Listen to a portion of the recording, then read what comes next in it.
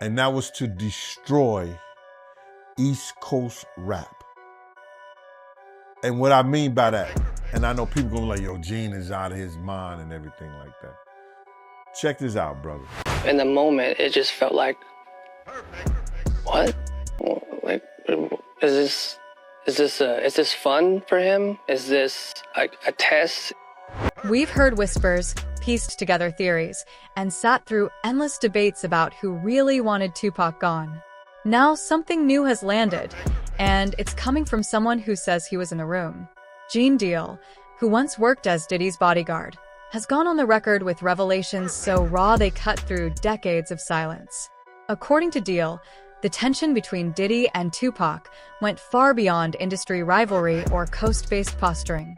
He claims it was laced with personal venom, words and threats that, if true, read as chilling forewarnings of what followed. This isn't anonymous internet chatter. These are allegations coming from a man who says he ate, traveled, and worked under Diddy's watch every day. Sean had to take responsibility for what he did as an individual. Sean is the one who pulled that gun out. Sean is the one who shot. So he has to take responsibility for that. The detail that shakes us most is how ordinary. That makes the claim serious and hotly contested. Allegations like these change the conversation about that era of hip-hop, but they also demand scrutiny. Whether you take Deal's account at face value or view it as another piece in a complicated puzzle, one thing's clear. The story needs to be examined carefully, with sources and context. Want me to expand this into a longer exposed style section, with a clear timeline, counterstatements, and notes about who corroborates or disputes Deal's claims? The detail that shakes us most is how casually Diddy was said to have voiced it. Not whispered in dark corners. Not hidden behind cryptic. A lot of potential. Jay was more quiet. But I mean, I learned that Jay was being quiet because he was taking notes. He was taking notes, observing everything, taking it all in. Because, sometimes you're around and you're watching to see things to do. But some people are around. But here's where the story lyrics. But laid out bluntly, Tupac was a target.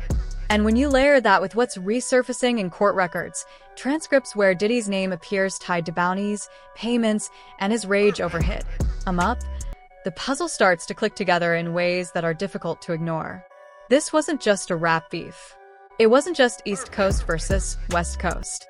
It was something brewing in boardrooms, backrooms, and VIP lounges, fueled by jealousy, betrayal, and money. I don't think they are scared of him. I think they don't want him to embarrass their reputation and things that they've been known for. You understand? To Gene Deal, the picture looks darker, almost clinical. Like Diddy wasn't just feuding, he was commissioning moves like a mob boss, settling scores by contract. But here's where it turns extraordinary. Deal doesn't only say Tupac was under threat, he suggests Tupac knew it. Imagine that.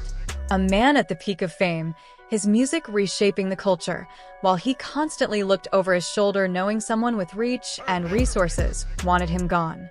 Deal hints Pac wasn't naive, that he may have been bracing for the inevitable. And that flips the narrative we've carried for decades. Was Tupac truly blindsided on that Vegas Strip?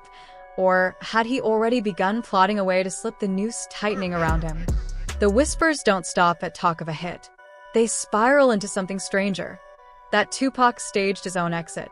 That after the gunfire, the hospital vigil, and the headlines announcing his death, he wasn't gone at all. This theory isn't new. It's lived for decades. But with Gene Deal's revelations, it suddenly feels sharper, almost plausible.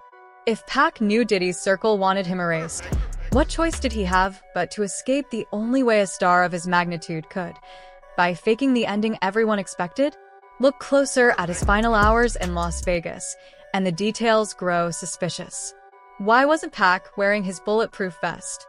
This was a man known to strap it on at clubs, on stage, in crowded appearances. Yet on a night thick with tension at a Tyson fight, he left it behind. Was that recklessness? Or part of a plan already unfolding? Then there's the autopsy. Official records list him taller and heavier than reality. The coroner who handled his body? He vanished from the profession right after. Hospital reports never fully matched the official timeline. Even his mother's cryptic words that her son chose to leave quietly felt less like grief, more like a knowing nod. And then came the sightings. Havana locals swore they'd seen him in street markets.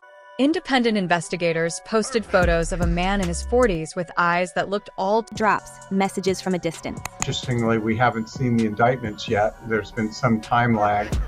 I suppose it will take some time to go through all the forensic, evidence. When we fold all of this back into Gene Deal's account, the stakes too familiar. Michael Nice, a supposed security operative, even claimed he helped stage a body double switch and flew Tupac to Cuba, allegedly with Castro's blessing. But before Nice could show proof, he too was gone. Conspiracy? Coincidence? Or cleanup? The trail doesn't end there. Pac himself seemed to hint at the possibility. He embraced the alias Machiavelli, drawn from Machiavelli, the strategist who wrote about faking one's death to outmaneuver enemies. Inside the album booklet, the chilling phrase "Exit Tupac, Enter Machiavelli" rearranged letters that fans swear spell "I am alive K." And then came the music. 7 posthumous albums, each one feeding the myth, each one carrying a voice too vivid, too present, too urgent to belong to a man long gone. Was it simply the legacy of a workaholic artist, or breadcrumbs left behind by someone still watching from the shadows? When we fold all of this back into Gene Deal's account, the stakes rise even higher, because if Diddy truly ordered a squad to finish Shakur, then the paranoia wasn't paranoia at all. It was survival instinct. Imagine the scale of desperation it would take for the most magnetic rapper of his era to vanish, willingly to trade global fame for a shadow life. That isn't about ego or rivalry anymore. That's about saving your own breath. The theory doesn't just suggest a fake passing. It suggests a man cornered into a choice between being a martyr or a ghost. I'm sorry, I'm just I'm in this moment right now. This is crazy. Sorry. People don't really know how much what it does to you when something that you love is taken from you and thrown away like it don't even matter, and then they move on with their lives and you're stuck. You're stuck during those years. You're still stuck 21 years later. And that leaves us staring down the bigger question. If Shakur did escape, what was the final trigger? Was it the promise of millions allegedly on his head, whispered in a crowded room by Diddy himself?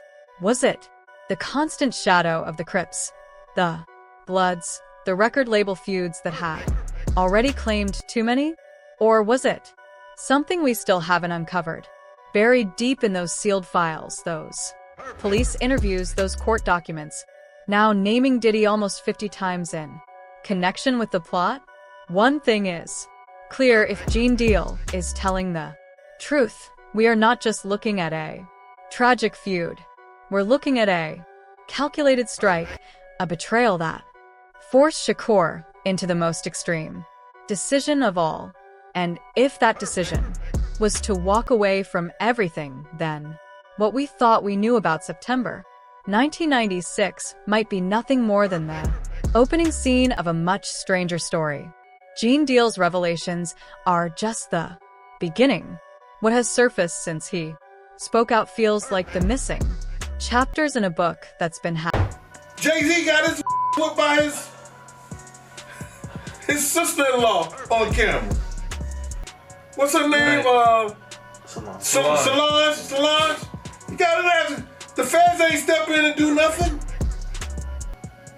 The feds don't care about you getting your whooped. Burned for decades. We now have transcripts of old police interviews where Diddy's name didn't come up once or twice, but nearly 50 times. He was allegedly overheard saying he would pay millions to see both Shakur and Shug Knight removed from the picture.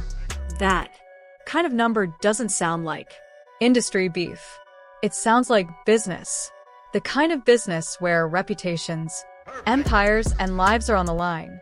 And when we connect that with the sudden rise of bad boy records in the late 90s, it makes us wonder how much of that success was built on music and how much was built on fear.